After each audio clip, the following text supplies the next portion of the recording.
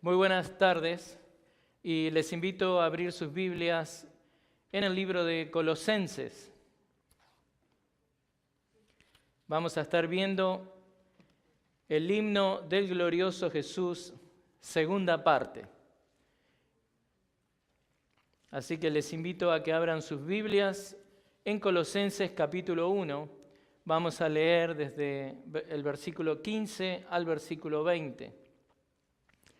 Volvemos a este maravilloso pasaje de la Escritura, continuando con este mensaje, el hermoso himno que encontramos en esta sección, el himno del glorioso Jesús. Así que este himno que lo empezamos hace 2 semanas atrás, lo que continuamos hoy, leamos juntos la palabra de Dios.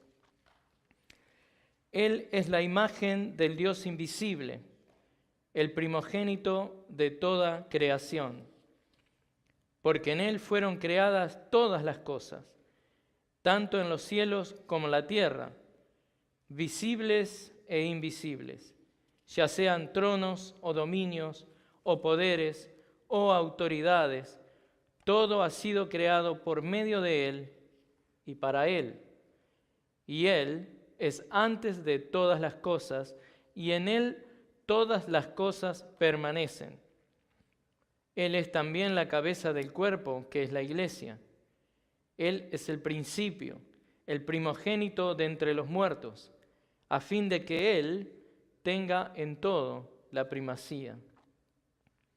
Porque agradó al Padre que en Él habitara toda la plenitud, y por medio de Él reconciliar todas las cosas consigo, habiendo hecho la paz por medio de la sangre de su cruz, por medio de Él, repito, ya sea las que están en la tierra o las que están en los cielos. Y bueno, como le dije hace 2 semanas, cuando vimos este pasaje juntos, mi deseo es erradicar cualquier duda que usted tenga acerca de la persona y de la obra del Señor Jesucristo. En el mensaje anterior vimos que dado que Cristo es el Creador, entonces nos podemos maravillar en su persona, llevando nuestra adoración a lugares que nunca antes habíamos alcanzado, alturas que nunca antes habíamos alcanzado en nuestra adoración. Pero esta semana quiero erradicar cualquier duda que usted tenga acerca de Cristo, viendo en este caso, en esta sección de la Escritura, su humanidad. Vamos a estar viendo la humanidad de Cristo, la humanidad que alcanzó nuestra redención, para que usted lleve ¿qué? Una vida de obediencia a Cristo, para que usted llegue a un terreno de obediencia que nunca antes había alcanzado, para que viva justamente una vida que honre a Dios.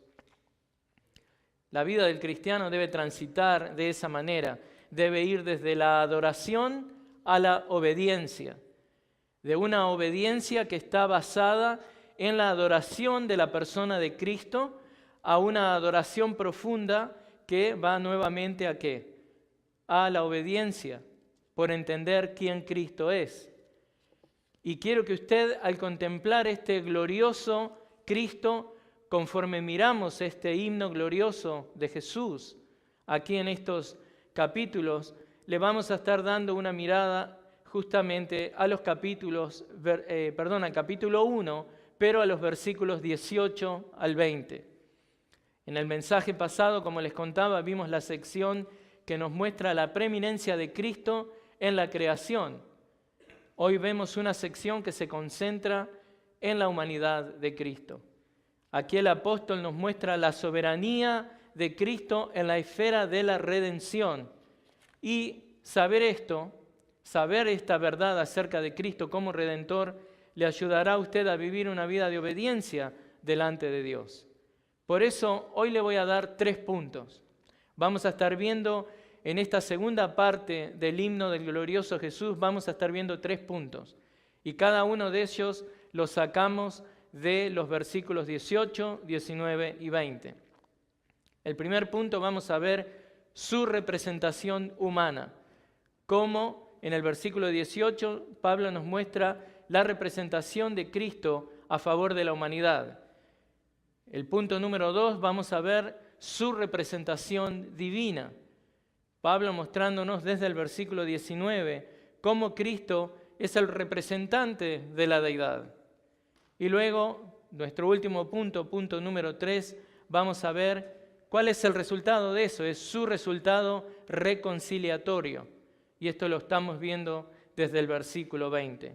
Así que comencemos con el punto número 1, porque si deseamos aprender a vivir en obediencia, debemos recordar que Cristo no solo nos representó en la salvación, sino que Él también está dirigiendo nuestra santificación. ¿Qué podemos entonces aprender de esta representación humana de Cristo a favor nuestro? Él representa a la humanidad. ¿Qué podemos aprender de esto?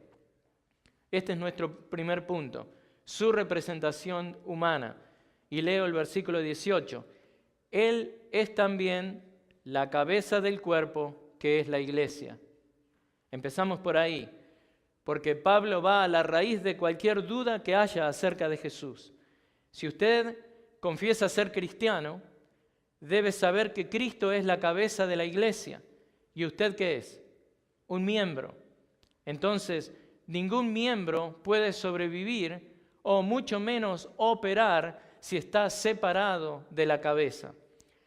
Y erradicar cualquier duda tiene que ver con esto también, de que entender que este glorioso Jesús es la cabeza, esta verdad acerca de lo que es la humanidad de Cristo como representante nuestro de la iglesia, nos va a ayudar a nosotros a que vivamos vidas de obediencias, sujetas a esa cabeza que es Cristo, para que justamente vivamos vidas que honren a Dios.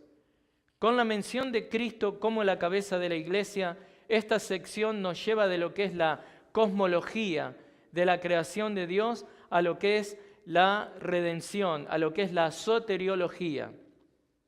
Con la mención de Cristo justamente como cabeza de la iglesia pasamos de la creación a la salvación de las criaturas. Y obviamente yo sé que usted como yo piensa que la única manera de responder en agradecimiento a una salvación tan grande es viviendo una vida de obediencia. Y Pablo menciona este concepto de la cabeza o de la supremacía de Cristo en varias otras epístolas y en otras secciones de la epístola a los Colosenses. Por ejemplo, en Efesios 1, 22 y 23, él dice, y todo lo sometió bajo sus pies, y a él lo dio por cabeza sobre todas las cosas a la iglesia, la cual es su cuerpo, la plenitud de aquel que lo llena todo, en todo. Acá en Colosenses él dice, él es también la cabeza del cuerpo, que es la iglesia. Lo mismo, Cristo es supremo como creador y como redentor. Ahora, Colosenses 1:24, ¿qué nos dice ahí? Pablo nos dice, ahora me alegro de mis sufrimientos por ustedes y en mi carne, completando lo que falta de las aflicciones de Cristo, hago mi parte por su cuerpo, que es la iglesia. Él es supremo, es la cabeza. Colosenses 2:19 nos dice también algo parecido. Dice, pero no haciéndose a la cabeza, de la cual todo el cuerpo, nutrido y unido por las coyunturas y ligamentos, crece con un crecimiento que es de Dios. Entonces, conforme vemos esta representación humana de Cristo, representando a la humanidad, vemos su supremacía, vemos que Él es la cabeza. Y tener esto en cuenta nos ayuda a aprender obediencia, a seguir su liderazgo. La cabeza. Consideremos este, concepto de ser la cabeza, de tener la supremacía. ¿A qué se refiere Pablo con este concepto? ¿Qué es el concepto de supremacía? Bueno, es más, ¿por qué lo trae a colación en esta sección? Bueno, recordemos, hermanos, que el trasfondo de esta epístola tiene que ver con este ataque, de esta herejía ecléctica, una mezcla de distintas filosofías que estaban atacando esta iglesia. Entonces, Muchas de estas filosofías eran filosofías e influencias griegas. Ahora, ¿por qué Pablo habla esto de la cabeza y de la supremacía? Dentro de las filosofías griegas estaba la creencia de que el cosmos, todo lo que es el universo, era un ser viviente con alma que estaba impregnada de razón o de raciocinio. Este cosmos, según estos griegos, era un cuerpo que seguía las directivas del alma. Había también una creencia y una práctica en, digamos, el movimiento religioso griego que estaba reflejada en los escritos de un poeta griego llamado Orfeo. Y él enseñaba que el dios Zeus era la cabeza de ese cuerpo o del universo. Entonces ustedes entienden un poco más por qué Pablo dice, no, Cristo es la cabeza. Ellos decían que Zeus era la cabeza quien gobernaba este universo. Pero habían aún más otras corrientes de filosofía griega, en este caso los estoicos. ¿Qué enseñaban estos? Enseñaban que el universo es una entidad viviente, el cuerpo perfecto, cuya unidad está en todos lados, decían ellos.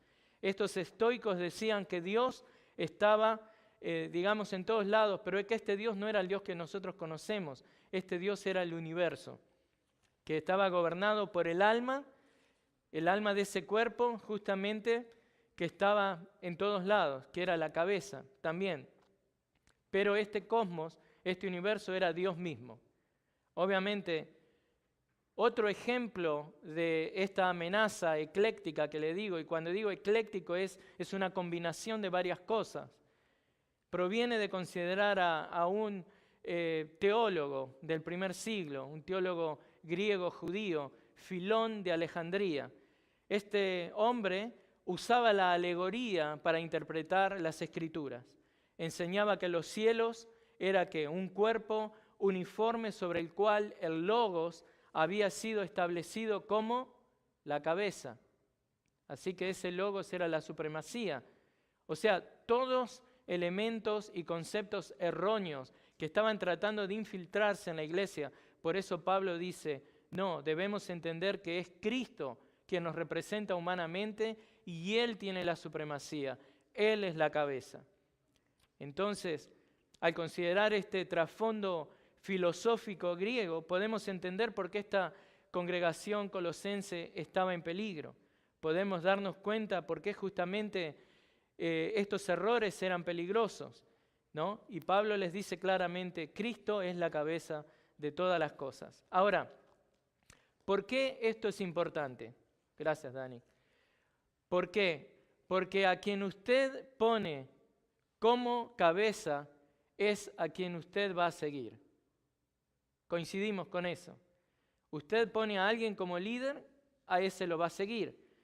Y estas filosofías griegas, siguiendo justamente un entendimiento erróneo de Dios, producían el consiguiente resultado ¿de qué? De una vida marcada por el pecado. No es sorpresa leer en la cultura griega el tipo de aberraciones de las cuales estos mismos dioses participaban. Embriaguez, lujuria sexual, tenían hijos con animales, un montón de cosas aberrantes. Y esta perversión sexual de la cultura griega estaba reflejada justamente en este tipo de dioses que ellos creían. Porque esos dioses eran su cabeza, así ellos también vivían. Estos paganos habían establecido como cabezas a dioses falsos y vivían vidas corruptas. Y la pregunta natural que sigue es, eso era verdad de ellos, pero trayéndolo ahora al primer siglo, ¿qué estamos haciendo nosotros? ¿A quién ha establecido usted como cabeza de su vida? ¿Quién es aquel que dirige y que toma las decisiones basado en la que usted vive su vida? ¿A quién está siguiendo usted? ¿Quién es su cabeza? Una pregunta que nos debemos hacer. ¿Están nuestros matrimonios funcionando conforme a lo que nuestra cabeza, el Señor Jesucristo, pide en Efesios 5? ¿Estamos criando a nuestros hijos conforme a las directivas que recibimos justamente de nuestra cabeza, el Señor Jesucristo? ¿Estamos trabajando nuestros empleos diariamente, en nuestros trabajos diarios, de una manera que glorifica a Cristo, que es justamente nuestra cabeza. El concepto de cabeza es importante saber a quién seguimos, porque si no vivimos mal. Y mismo, hablemos ahora de nosotros, en forma individual. ¿Dónde está nuestra cabeza? ¿Está en nuestra cabeza que es Cristo? ¿Está nuestra mente siendo informada por la palabra de Dios para poder justamente obedecerle? Es precisamente por esto que Pablo nos recomienda en Colosenses 3:16. ¿Qué es lo que nos dice ahí? La palabra de Cristo habite en abundancia en ustedes, en nosotros. Necesitamos ser dirigidos por la cabeza, nuestro Cristo, y Él nos dirige conforme llenamos nuestra cabeza con su palabra. Hace unos 35 años más o menos recuerdo un accidente horrible que hubo en Argentina. Un camión decapitó a una persona y el cuerpo sin vida, sin cabeza, se movía solo tratando de mantener el equilibrio y de no ir al suelo, ¿no? Obviamente era una cuestión de tiempo de que ese cuerpo cayera, ¿no? ¿Por qué? El cuerpo ya sin vida parecía tener la intención de mantenerse parado, pero eso es una imposibilidad. Pero hermanos, muchas personas en la iglesia están viviendo como ese cuerpo ya sin vida, que está sin cabeza y está tratando de mantenerse parado en lo que es la vida religiosa o la vida en Dios. Y es imposible, no va a poder. Es imposible vivir una vida cristiana sin la cabeza que es Cristo. Usted no lo puede hacer por usted mismo. Y amigos, si usted está visitando o escuchando, usted no puede vivir una vida cristiana si no tiene a Cristo, si Cristo no es su cabeza. Eso es imposible, porque así como este cuerpo sin cabeza ya decapitado, dice la Biblia en Efesios 2:1, que usted está muerto en sus deleites y pecados. Usted debe arrepentirse de sus pecados y venir a Cristo. Hay otros en la iglesia que viven como si no tuvieran cabeza. Si usted vive en Cristo, usted no puede caminar separado de Cristo. Cristo es la cabeza del universo y como quien hace un argumento de lo mayor, ¿no?, a lo menor.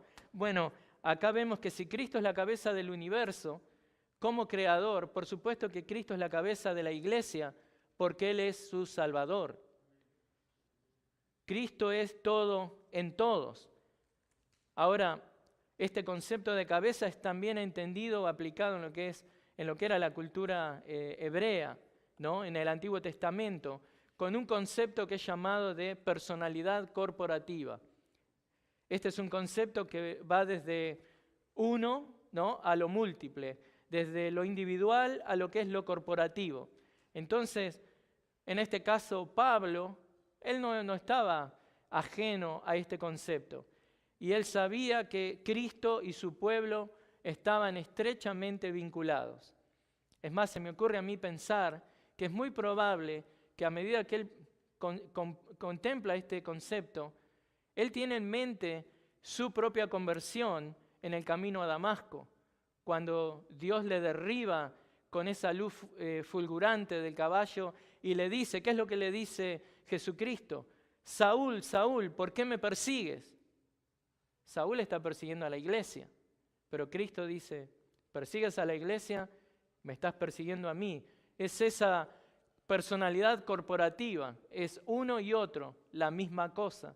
Entonces, Pablo justamente no malgasta sus palabras, no malgasta sus conceptos, y cuando aquí en esta sección de Colosenses está hablando esto, él claramente está refutando estos conceptos erróneos acerca de Cristo. Hay una sola cabeza, y a donde esa cabeza va, tiene que ir el cuerpo, tiene que ir el miembro. Eso es lo que Pablo está claramente diciendo. Y hay uno solo que es el representante de la humanidad, y hay uno solo que es supremo, y ese es Cristo. Pero veamos otro punto que Pablo nos muestra de la representación humana de nuestro glorioso Jesús. Ahora Pablo agrega de Cristo, de esta cabeza del cuerpo, que agrega algo, su supremacía. Entonces seguimos leyendo en el versículo 18.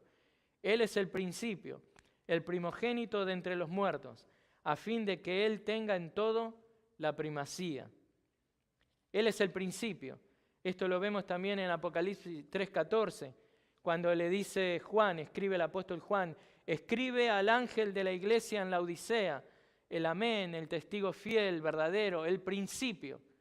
¿Vieron? Lo mismo, de la creación, el principio de la creación, el origen o la fuente, dice esto.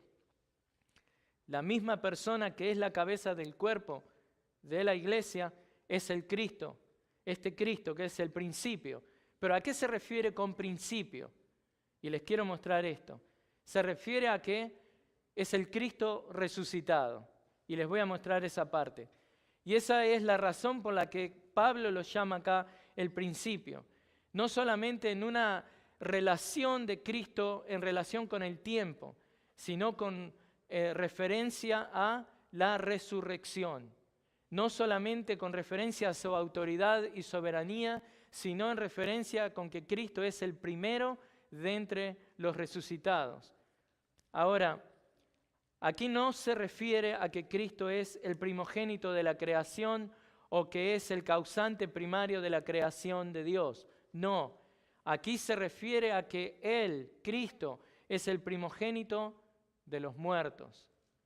Entonces, en definitiva, Cristo es el fundador de una nueva humanidad. Y eso es lo que vemos acá, en el versículo 18. No solamente representa a la humanidad, sino que Él es el fundador de una nueva humanidad. Ahora, un ejemplo de esto, de lo que les estoy diciendo, Génesis 49:3, cuando está la descripción de Rubén como primogénito. Aparecen juntos los conceptos de primogénito, ¿no? Justamente con comienzo. Y lo que nos da a entender ahí es que habla de que es una nueva gente, un nuevo grupo que comienza. Y es lo mismo que Pablo está usando acá, el mismo concepto, que Cristo como el primogénito es él, en griego es protótokos. Esto es, aquí es el primero que resucitó de los muertos. Y esto es importante saber, conforme consideramos que Él nos representa humanamente, porque Él nos ha llamado a una nueva humanidad. Y así como Él resucitó, en Él todos hemos resucitado. Y el mismo poder que resucitó a Cristo es el poder que opera en nosotros para santificación. Entonces, por ejemplo, de entre los muertos, dice Pablo acá, ¿no? En Colosenses. Es lo que dice Hechos 26:23. Dice esto, que el Cristo había de padecer y que por motivo de su resurrección de entre los muertos, Él debía ser el primero en proclamar luz tanto al pueblo judío como a los gentiles. ¿No? O sea, el mismo concepto está usando Pablo que el que usa Lucas escribiendo en el libro de Hechos. Ahora, continuemos mirando el versículo 18 del capítulo 1 de Colosenses. Luego dice esta sección, a fin de que Él tenga en todo la primacía. Entonces, Él es el primero de entre los muertos, a fin de que Él tenga en todo la primacía, porque justamente la era de lo que es la resurrección ha comenzado, y ha comenzado con Cristo, quien es la primicia de aquellos que dormían. Es exactamente lo que vemos justamente que garantiza la futura resurrección de cada uno de nosotros como creyentes en Cristo. ¿Dónde leemos eso? En 1 Corintios 15. 1 Corintios 15, les voy a leer 15:20 y 15:23. 15:20 dice esto respecto a la resurrección. Pero ahora Cristo ha resucitado de entre los muertos, primicias de los que durmieron. ¿Vieron? Primicias. El primero de entre los muertos. Luego el versículo 23 dice esto, pero cada uno en su debido orden. Cristo, las primicias, luego los que son de Cristo en su venida. Así que, hermanos, vemos cómo este himno del glorioso Jesús primero nos mostró la supremacía de Cristo como creador y ahora en el versículo 18 nos está mostrando la supremacía de Cristo en la redención. Pero, ¿cuál es la razón por lo que esto es así? ¿Qué fue lo que determinó que Cristo justamente fuera supremo en todas las cosas? Bueno, eso lo vemos en el siguiente versículo, que es en el versículo 19. Y vamos a estar viendo justamente eso, la representación divina. En este caso, Cristo como representante de Dios. Dios Padre, Dios Hijo, Dios Espíritu Santo. Y este es el punto número 2. Si leen conmigo el versículo 19. Porque agradó al Padre que en Él habitara toda la plenitud. Esto es un diseño divino. Esto es algo que es voluntad del Padre. Es lo mismo que nos dice Pablo justamente en Efesios 5, cuando habla en Efesios 5 de la salvación y describe el rol de cada una de las personas de la Trinidad en Efesios 1:5 habla del rol del Padre. ¿Y qué dice? Nos predestinó para adopción como hijos, para sí, mediante Jesucristo, conforme a la buena intención de su voluntad. Siempre es la voluntad del Padre, siempre es el deseo del Padre. Y Pablo está hablando de la buena voluntad del Padre. Fue la voluntad del Padre que determinó que Cristo fuera el supremo en todo. Y eso es lo que leemos ahí. No solamente eso, sino que en Cristo habitara también toda la plenitud de la deidad. Y eso lo vemos en el 2:9 de Colosenses. Agradó al Padre que en Él, Cristo, habitase toda la plenitud. Y usted se preguntará, ¿la plenitud de qué? Bueno, de la deidad. La plenitud de la deidad es lo que Juan 1:16 nos dice. Yo sé que se memorizó Juan 1:16. Pues de su plenitud todos hemos recibido, ¿qué dice? Gracia sobre gracia. De esa plenitud de Cristo que les estoy hablando es que recibimos la gracia para vivir nuestras vidas. De esa plenitud de Cristo es que recibimos la gracia, el poder, lo que necesitamos, la instrucción, las directivas para vivir una vida de obediencia a Dios. Y de esa plenitud justamente es que todos nosotros nos beneficiamos. Este es el corazón mismo del cristianismo, hermanos. Jesucristo es Dios en su plenitud. Y esto es una realidad maravillosa. Es este glorioso Jesús que solo podemos discernir por fe que Dios Padre revela a los suyos. Si usted conoce a Cristo es porque Dios Padre lo ha revelado, como le pasó a Pedro, ¿no es cierto?, en Mateo 16:17. Entonces, hermanos, esta realidad de la humanidad de Cristo debe ayudarnos ¿a qué? A que nuestro nivel de obediencia se haga cada vez más profundo, se haga cada vez más palpable, se haga cada vez más, en un buen sentido, fácil, ¿no? Entonces, así como entender la divinidad de Dios y las cosas profundas de Dios nos llena de adoración, entender esta parte de la humanidad de Cristo también y de cómo se relaciona esa humanidad con la divinidad de Cristo nos ayuda a ser más obedientes, porque entendemos más cómo fue que el Señor caminó. Porque el Señor, déjeme que le diga algo, cuando entendemos la dinámica de esta combinación, ¿no?, de su naturaleza humana y divina, entendemos que Cristo verdaderamente padeció muchas cosas, ¿no? Y Él hizo muchas cosas voluntariamente. Y nosotros estamos llamados a vivir de la misma manera. Es esa misma voluntad de Cristo de hacer la voluntad del Padre que debe ser nuestro modelo a imitar. Entonces, así como Cristo caminó por esta tierra, así nosotros tenemos que caminar. Así que algo que debemos evitar, y sé que lo hablamos en uno de nuestros primeros mensajes, es creer de que cuando Cristo caminó en esta tierra perdió su deidad. Para nada. Dios nunca puede dejar de ser Dios.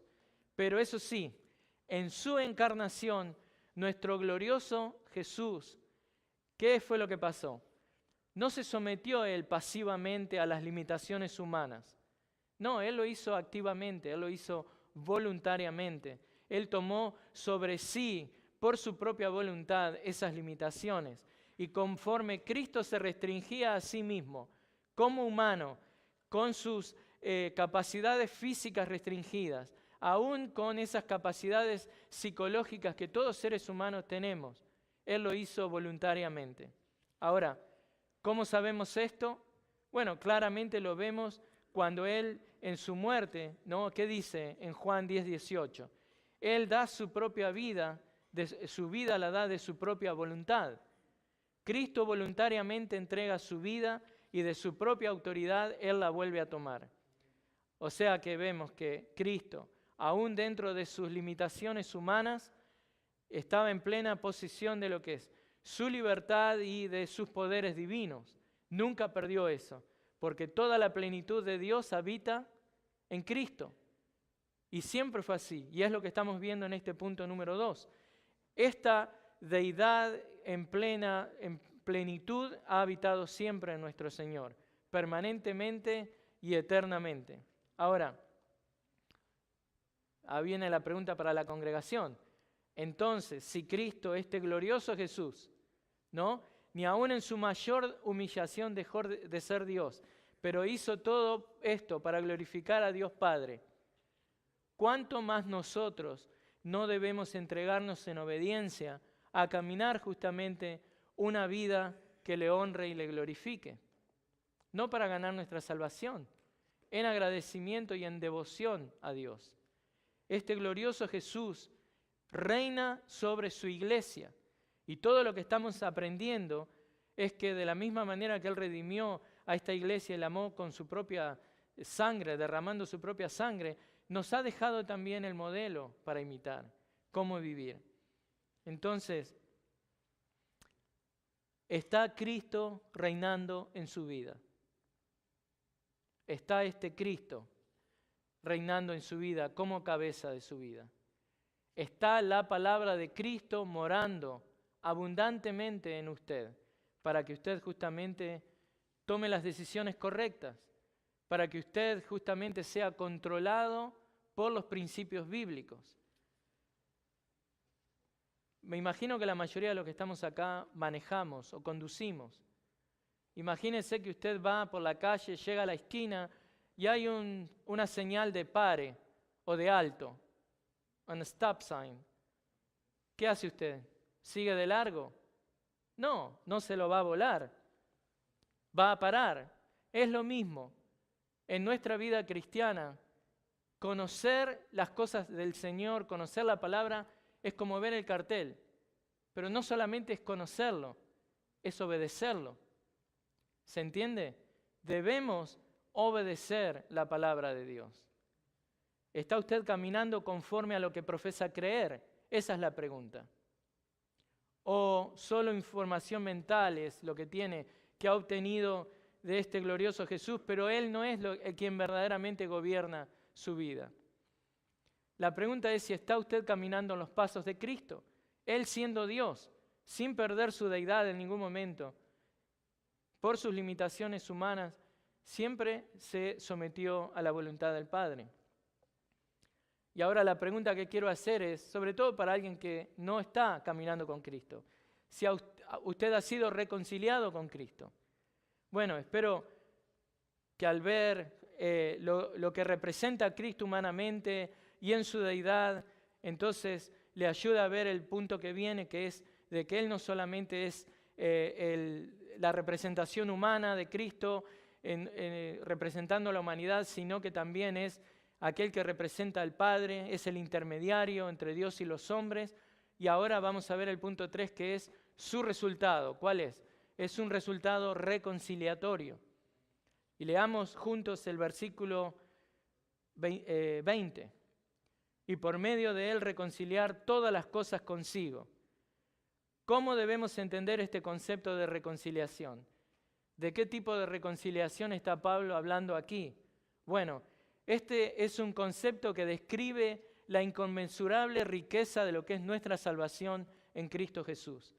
Este concepto de reconciliar está encapsulado en una palabra griega, katalazo, que significa cambiar o intercambiar. Esto es un cambio de relación con alguien, algo cambia en esa relación. Un ejemplo de esto lo vemos en Génesis, la historia de Jacob y Esaú. ¿Recuerdan la historia de Jacob, el suplantador? Cuando en Génesis 27 engaña a su padre para robar la primogenitura del hermano, ¿no? Luego que lo hace, Jacob escapa por miedo de Esaú, a que Esaú lo mate. Pasan muchos años, ¿no? Pasan muchos capítulos también ahí en Génesis y vuelven a verse. ¿Y qué es lo que pasa? Jacob obviamente teme por su vida. Así que 5 capítulos después del capítulo 27, en el capítulo 32, él está temblando de miedo porque tiene miedo de ver a Esaú. Finalmente, en el 33, 3 y 4 de Génesis, les leo. Entonces Jacob se les adelantó y se inclinó hasta el suelo 7 veces hasta que llegó cerca de su hermano. Esaú corrió a su encuentro y lo abrazó, y echándose sobre su cuello lo besó, y ambos lloraron. Eso es justamente reconciliación.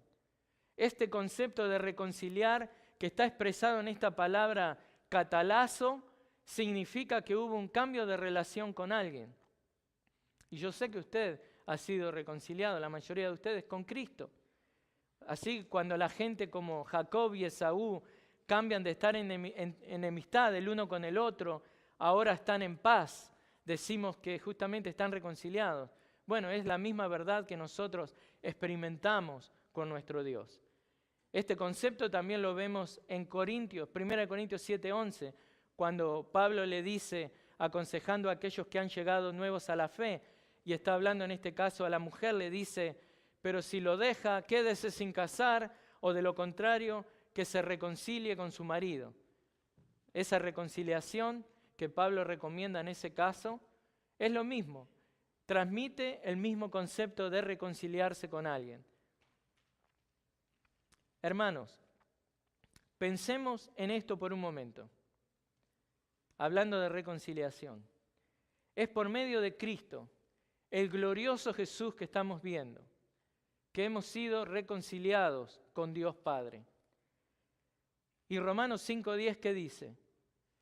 Porque si cuando éramos enemigos fuimos reconciliados con Dios por la muerte de su Hijo, mucho más habiendo sido reconciliados, seremos salvos por su vida.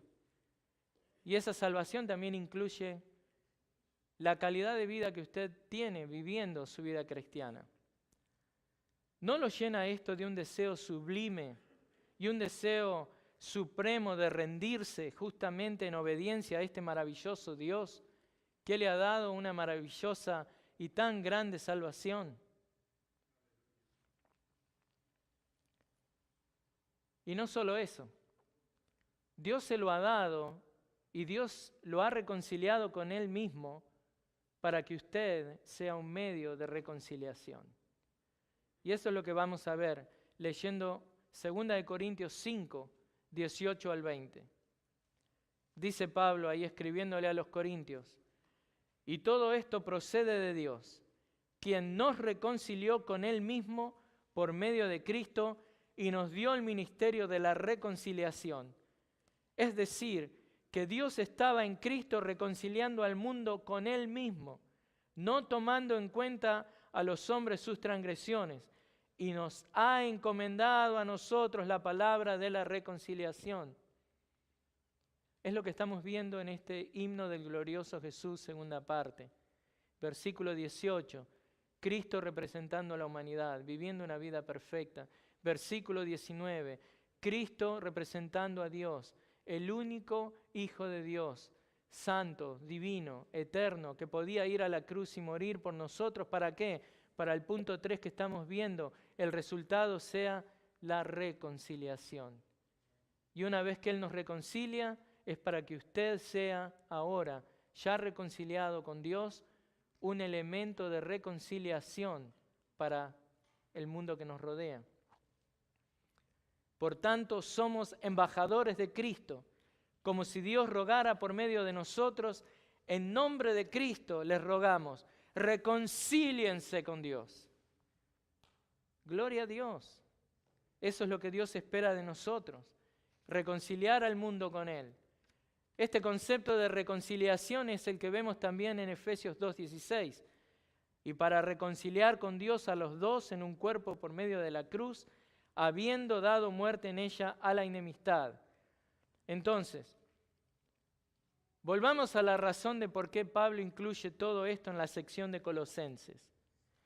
Debemos entender que él está desterrando toda duda que hay acerca de este Cristo, de esta persona de Cristo, de esta obra de Cristo, dado que estos falsos maestros están socavando la autoridad de Cristo, dudando de que Cristo es el Salvador único y perfecto que Dios nos ha dado. Entonces el apóstol, ¿saben qué? Viene aún más fuerte el apóstol. Va a usar un término más fuerte acá en Colosenses para decir que él reconcilió. Él usa un término aún más fuerte para contrarrestar a estos falsos maestros. En Colosenses 1:20 y 1:22, el término que usa ahí no es catalazo, es apocatalazo. Pablo les da un cantazo. Les dice, afuera con su falsa doctrina. Es una palabra que intensifica el significado de reconciliar. Cristo ha reconciliado completamente o totalmente reconciliado. Esta es una reconciliación total que no deja dudas de que Cristo lo ha hecho. Este es un cantazo santo. Este glorioso Jesús no es otro ser espiritual, como decían estos falsos maestros. Él es Dios. Como los falsos maestros decían, esto es una mentira completa. Ellos daban una teoría de Cristo que ni siquiera conocían, una enseñanza de Cristo que era completamente falsa. Y Pablo les está refutando enérgicamente. Hay una reconciliación total, completa y plena por medio del Señor Jesús, porque Él posee ¿qué? Toda la plenitud de la deidad. Toda la plenitud de la deidad. Es solamente a través de este glorioso Jesús que Dios ha reconciliado plenamente a los hombres y mujeres, pecadores, con un santo Dios. Capítulo 2, versículo 10. Capítulo 1, versículo 20. ¿Y cómo lo hizo? ¿Cómo Dios hizo esto? ¿Cómo Dios Padre alcanzó esta reconciliación? ¿Cómo lo hizo? ¿Cómo es que este glorioso Jesús alcanzó la reconciliación? Y ahí lo vemos, versículo 20, léalo conmigo, 1:20. Habiendo hecho la paz por medio de la sangre de su cruz, por medio de Él. ¿Y no es acaso esto lo mismo que dice Pablo en Romanos 5:1? Justificados pues por la fe tenemos paz para con Dios por medio de nuestro Señor Jesucristo. ¿Y no es acaso esto lo mismo que Pablo nos dice en Efesios 2, versículos 13 y 14? Pero ahora en Cristo Jesús, ustedes, que en otro tiempo estaban lejos, han sido acercados por la sangre de Cristo, porque Él mismo es nuestra paz, y de ambos pueblos hizo uno, derribando la pared intermedia de separación. Habiendo hecho la paz por medio de la sangre de la cruz, por medio de Él. Esto nos habla del plan de redención de Dios para la humanidad. Por eso Pablo, ¿se acuerdan? En el versículo 1:3, él comenzó dándole gracias a Dios Padre, porque esto es diseño del Dios Padre. El plan final de Dios para el universo, ¿cuál es? Reconciliar todas las cosas consigo mismo a través de Jesucristo. La tierra que había sido maldecida debido al pecado, un universo maldito, ambos bajo la influencia del Dios de este mundo, Satanás, 2 Corintios 4:4, quien como el príncipe de la potestad del aire, Efesios 2:2, busca constantemente devastar la creación de Dios e impedir la redención de las criaturas. Es esto y exactamente esto lo que Cristo vino a redimir. Vino a redimirlo completamente.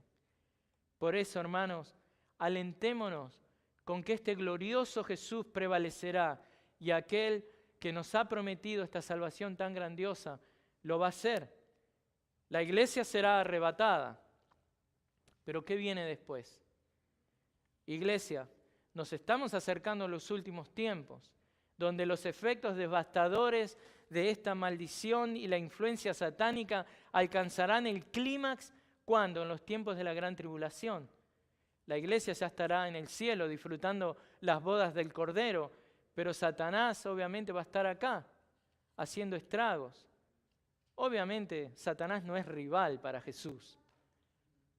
Conforme Dios desata su juicio sobre la tierra y sus habitantes, su ira vendrá a través de ¿qué? De medios demoníacos, fenómenos naturales, que ahogarán a la humanidad en la ira divina.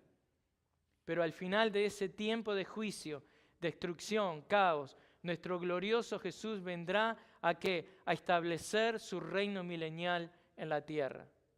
¿Y por qué? Lo acabamos de leer en el versículo 20. Por eso Pablo dice al final del versículo 20, repito, para que quede claro, dice, repito, ya sean las que están en la tierra o las que están en los cielos. Esta redención es completa, apocatalazo. Durante su reinado milenial, los efectos de la maldición comenzarán a revertirse. Y la Biblia nos da una idea de cómo va a ser eso, cómo va a ser esta creación que va a ser restaurada. Está en la Biblia, es cuestión de creerla. ¿Entienden, hermanos? ¿Entienden ahora cómo esto es un golpe a la enseñanza dualista que atacaba a la congregación colosense? Ellos decían, oh no, lo espiritual es bueno, lo material todo es malo, nada sirve. ¿Qué es eso de que lo espiritual es bueno solamente? ¿Acaso Dios no creó los cielos y la tierra y dijo que era bueno? ¿Qué es eso de creer que Cristo es divino para redimir a los pecadores y útil para eso, pero nos olvidamos de que Él también es humano y que nos redimirá y redimirá la misma tierra en la que Él vivió y en la misma tierra que Él va a venir y va a gobernar por 1000 años? Pablo ya nos había informado de que Dios en Cristo había creado todas las cosas. Ustedes recuerdan eso, ya lo vimos. Porque en Él fueron creadas todas las cosas, tanto en los cielos como en la tierra, visibles e invisibles, ya sean tronos o dominios o poderes o autoridades. Todo ha sido creado por medio de Él y para Él. Versículo 16. Pero hermanos, este glorioso Jesús divino y humano es el Creador que redimirá toda su creación, toda su creación. Y este himno del glorioso Jesús claramente nos muestra que es un arma poderosa en las manos del apóstol Pablo. ¿Para qué? Para contrarrestar este dualismo filosófico de los herejes colosenses. Pero déjeme traer la aplicación de esto a algo más cercano nuestro. Hacerle justicia a la hermenéutica bíblica, la interpretación de la escatología o de los últimos tiempos bíblica arroja como resultado que no veamos la escatología o los últimos tiempos impregnada de este dualismo, ni que tampoco alegoricemos.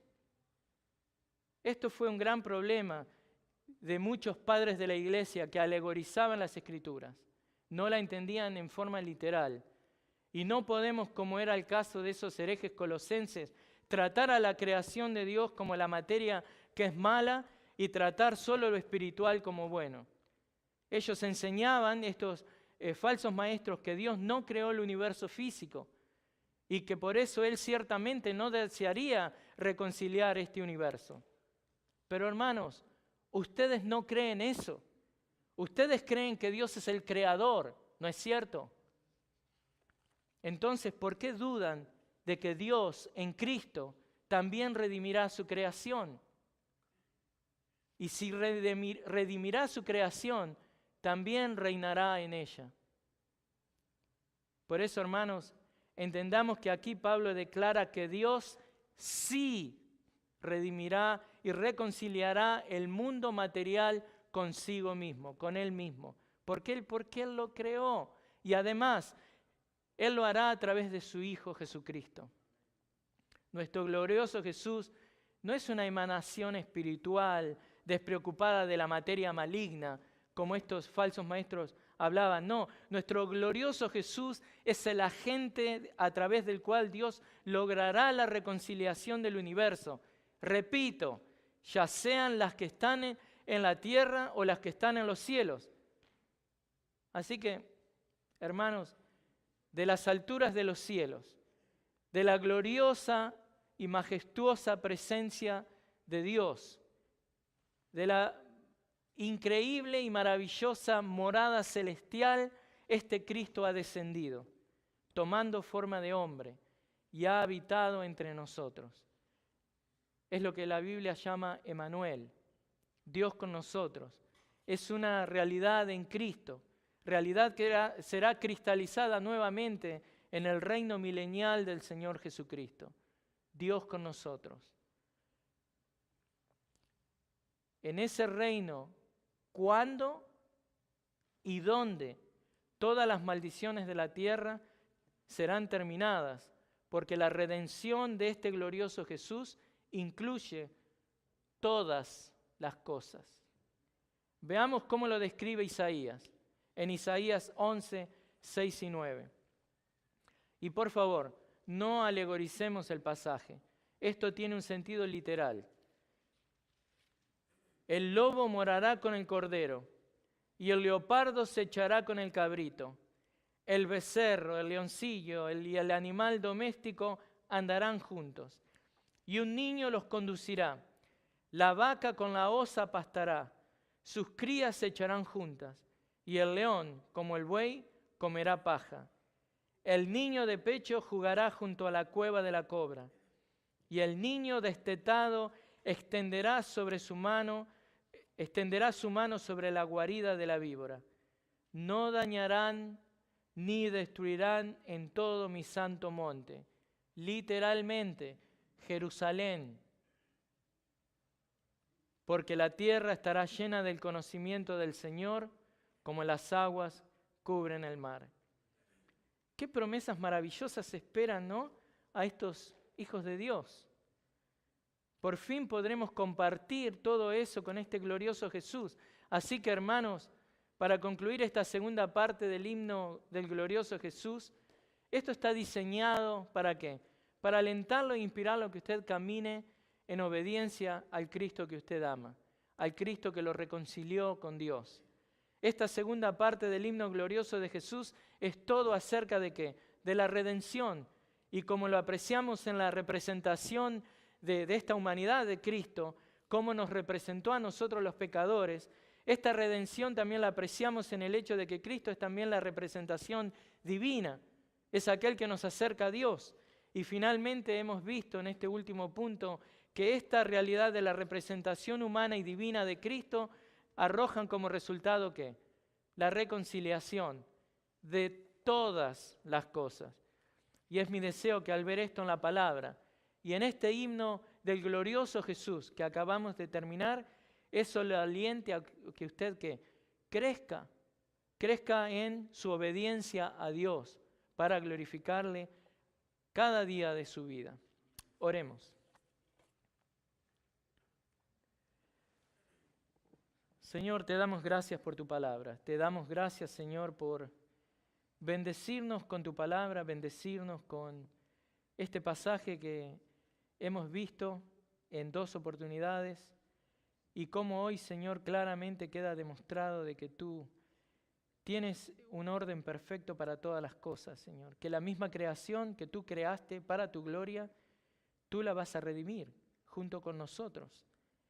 Es una redención completa, es una reconciliación completa que viene gracias a que Cristo es divino, su naturaleza divina, y Cristo es humano, su naturaleza humana.